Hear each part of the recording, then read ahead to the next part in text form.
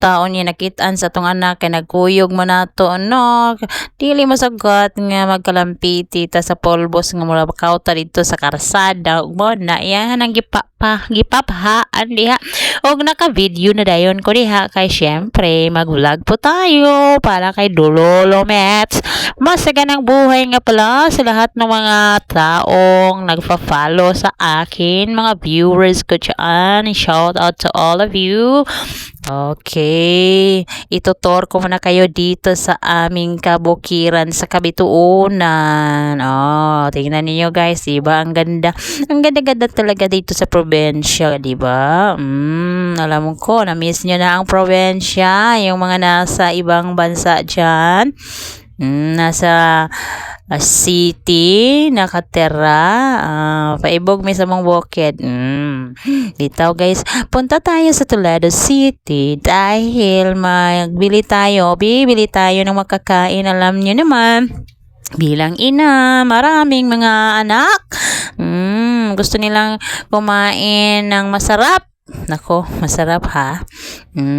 Wala na naman talaga kaming naimbak na pagkain. Puro na lang ang naiimbak natin, mga tuyo na lang. At saka may gulay. So gulay at tuyo lang palagi. So ngayon dahil holiday, punta kami sa Toledo at dyan, napahinto po kami dahil nakita kami ng ama ng aking anak, ang aking asawa. Sabi niya, magdala daw kami ng sako. Bakit naman magdala ng sako? Papibilihin pa pala kami ng, ano ba yan? Tahop ba? Ano saan ang tahop? Lawag sa kanding niyang binatnan. Og di ara dai ko nabot naman dai ko diri sa may mangga sa ilalim ng puno ng mangga na kung saan dito ako maghihintay ng tricycle. Habang wala pang tricycle, vlog na naman tayo dito guys. Alam niyo guys, ang kagandahan kasi kapag magwa-vlog ako napapunta may lakad, makapag-ayos tayo ng ating mukha, ng ating buhok, manudlay ta.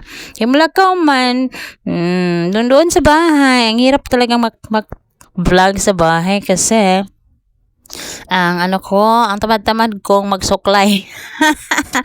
Okay, pinapakita ko pala sa inyo ang kagandahan sa likuran nitong manggahan. Nasa ilalim pala ng mangga, nandyan may baka. Okay, ang swerte naman ang may-ari ng baka. Napakaraming makakain ng baka dito. Okay, nag-vlog na naman ako dyan. Hindi ko alam kung anong sinasabi ko dyan. At gusto ko sanang isali sa vlog ko ang aking anak. Ayaw na niya guys. Kanina na-videohan siya. Ay nako, napunta na pala tayo dito. Kanina ang plano magbili ng pagkain pero naisip ko nako ang aking nails sa paa. Ang sakit-sakit na. Siguro mga 3 buwan na hindi siya nalinisan.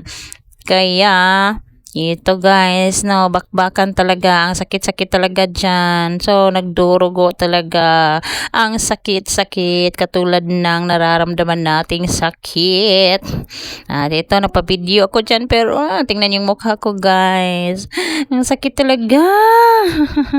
Tabang mga inahan, tabang.